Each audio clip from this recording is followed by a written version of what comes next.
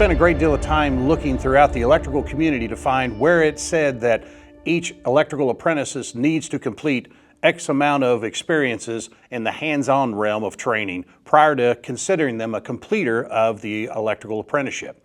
And I really didn't find anything that did that, so I created that. And what the Electrical Apprenticeship Skills Competency book does is creates a log for that student and the instructor of that program to use as a guide to make sure that all of those experiences are had.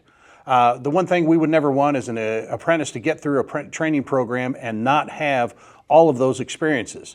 And when you're working for a contractor, you may work on a project for weeks, if not months on end, and be doing just very specific experiences, such as installing light fixtures or receptacles or that sort of thing, but you never got outside of that and did anything other than those specific tasks, especially in the big box type projects and production type realm that we work in today.